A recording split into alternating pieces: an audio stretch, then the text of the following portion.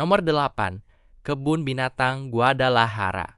Nomor 8 ini lumayan berbeda dengan nomor 7 sampai 1 nanti. Kalau nomor 7 sampai nomor 1, masing-masing prediksi satu hewan saja. Sedangkan di Kebun Binatang Guadalajara sama sekali berbeda. Di Kebun Binatang kota ini, mereka tidak memilih satu hewan, tapi semua hewan di dalam kebun binatang ikut memprediksi, mereka melepas semuanya sekaligus. Ashanti, gajah Afrika berusia 40 tahun, berjalan pelan ke sisi lapangan mini, bertanda bendera Meksiko. Puma bernama Muluk mendorong bola ke kotak Korea Selatan. 6 jerapah kompak mengangguk ke arah wadah berlabel Kongo. Gorila, kapibara, makau, semua dilibatkan, semua punya suara. Metodenya tetap sama seperti tradisi lama. Makanan dan mainan diletakkan di dekat simbol negara peserta, lalu hewan bebas memilih. Para penjaga menyebutnya environmental enrichment. Tapi jutaan orang yang nonton videonya tidak peduli istilah itu. Mereka cuma mau lihat jerapah nebak bola. Nomor 7, Farah si Elang. Dubai punya cara sendiri untuk ikut meramaikan Piala Dunia 2018. Bukan dengan analisis statistik, bukan dengan simulasi komputer, tapi dengan melepas seekor elang di tengah gurun pasir. Namanya Farah, disponsori stasiun radio Dubai Eye, dan cara kerjanya sederhana tapi sinematik. 2 papan kayu bergambar bendera negara ditancapkan di atas pasir merah Dubai. Pelatih berdiri di tengah. Farah dilepas, terbang bebas, lalu hinggap di salah satu papan. Papan yang dia pilih itulah pemenangnya. Visualnya luar biasa, angin gurun, pasir berterbangan, elang yang terbang dengan anggun sebelum mendarat di atas bendera pilihannya. Masalahnya, akurasi Farah biasa saja, sekitar 58% sepanjang turnamen. Hampir sama dengan nebak pakai koin. Salah satu ramalannya yang paling disorot, bahkan meleset telak. Tapi jutaan orang tetap menonton setiap sesinya. Karena ternyata elang yang terbang di atas gurun Dubai jauh lebih menarik daripada grafik probabilitas manapun. Nomor 6, Shaheen si unta. Masih dari Timur Tengah, masih dari Dubai, tapi kali ini jauh lebih sederhana dari Farah. Shaheen adalah seekor unta, dan metode ramalnya tidak butuh gurun yang dramatis atau pelatih yang berdiri di tengah padang pasir. Cukup 2 papan kayu bergambar bendera negara peserta yang diletakkan di depannya. Papan mana yang dia dekati, papan mana yang dia gigit duluan, itulah pemenangnya. Sesederhana itu. Tapi Gulf News, salah satu media terbesar di kawasan Arab, meliputnya dengan serius. Beberapa prediksi Shaheen di fase grup 2014 sempat tepat dan langsung bikin heboh komunitas sepak bola di seluruh Timur Tengah. Yang menarik dari Shaheen bukan cuma soal akurasi, tapi kenyataan bahwa di tengah dominasi hewan-hewan peramal dari Eropa dan Amerika Latin, seekor unta dari gurun Arab tiba-tiba masuk percakapan global soal Piala Dunia. Dunia ramai membahas gurita dan penyu, sementara Shaheen diam-diam menggigit papan benderanya sendiri dan tidak peduli dengan semua itu. Nomor 5, Yingmei si panda. Dari semua hewan di daftar ini, Yingmei adalah yang paling susah dilacak jejaknya. Tidak ada video viral, tidak ada liputan besar, tidak ada wawancara penjaga kandang yang beredar. Yang tersisa di internet cuma beberapa foto saja. Seekor panda betina dari Chengdu, China, berjalan pelan di atas rumput hijau di antara 3 kotak kardus berwarna yang ditempeli bendera Kroasia, Brasil, dan 1 kotak tengah bergambar pemandangan. Kotak tengah itu kemungkinan simbol hasil imbang.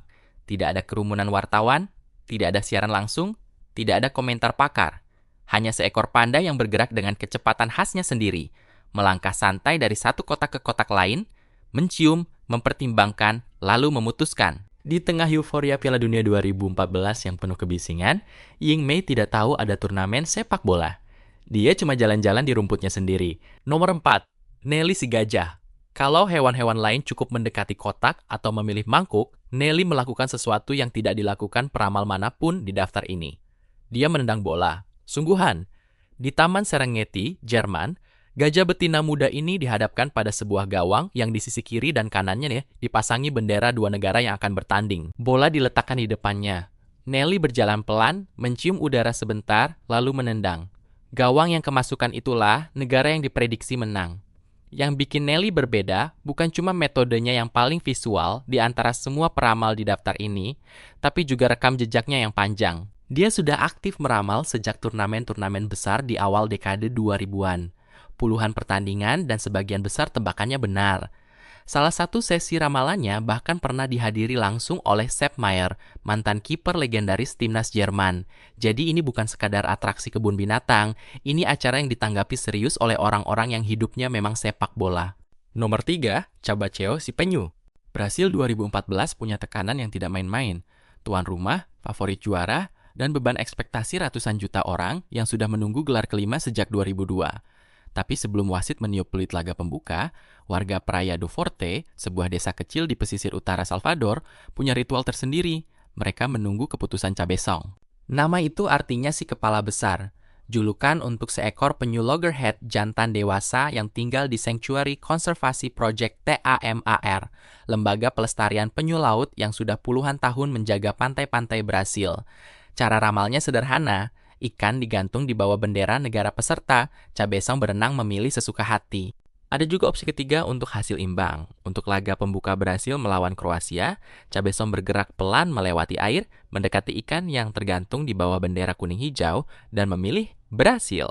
Brasil menang. Satu momen itu menjadikannya pahlawan lokal seketika. Disebut-sebut sebagai jawaban Brasil atas Paul Sigurita yang sudah lebih dulu tiada. Bukan warisan yang buruk untuk seekor penyu. Nomor 2, Achilles si kucing. Museum Hermitage di Saint Petersburg itu salah satu museum paling megah di dunia.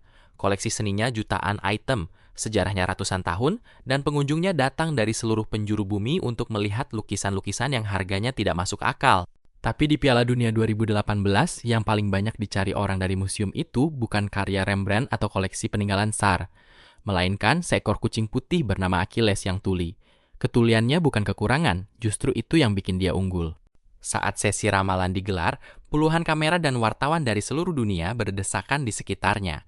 Blitz foto menyala, suara bising memenuhi ruangan. Kucing normal akan kabur dalam hitungan detik. Achilles tidak bergerak. Dia melangkah tenang, mencium satu mangkuk, lalu duduk di depan mangkuk bertanda bendera pilihannya dengan ekspresi datar seperti tidak ada yang terjadi. Dia sudah membuktikan kemampuannya di turnamen besar sebelum Piala Dunia 2018. Dan ketika Rusia menghajar Arab Saudi di laga pembuka, Achilles yang sudah memilih Rusia lebih dulu. Yang bikin makin absurd, Achilles bukan kucing liar yang kebetulan nyasar ke museum.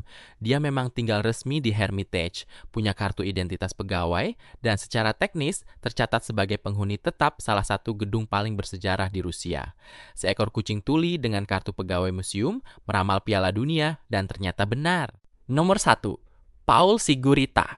Ini yang memulai segalanya. Paul, seekor gurita biasa yang menetas di Inggris, dipindahkan ke Aquarium Sea Life di Oberhausen, Jerman, dan tanpa rencana apapun mengubah cara dunia melihat Piala Dunia selamanya. Metodenya sederhana sampai hampir konyol. 2 kotak plastik bening berisi kerang dimasukkan ke dalam akuariumnya. Masing-masing ditempel bendera negara yang akan bertanding.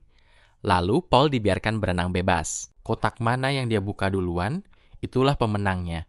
Paul benar. Terus, 8 kali berturut-turut di Piala Dunia 2010, termasuk menebak kekalahan Jerman di semifinal dan kemenangan Spanyol di final. Akurasi keseluruhannya sepanjang karya sekitar 85%. Reaksi fans Jerman dan Argentina mengancam mau menggorengnya. 2 negara sekaligus menginginkan kepala seekor gurita. Sementara Perdana Menteri Spanyol malah menawarkan perlindungan resmi negara untuknya. Para ilmuwan bilang Paul mungkin cuma tertarik warna atau aroma tertentu dari kotaknya, atau murni keberuntungan statistik semata. Tapi tidak ada yang peduli penjelasan itu. Karena selama beberapa minggu di musim panas 2010, seluruh dunia menahan napas menunggu seekor gurita membuka kotak makan siangnya.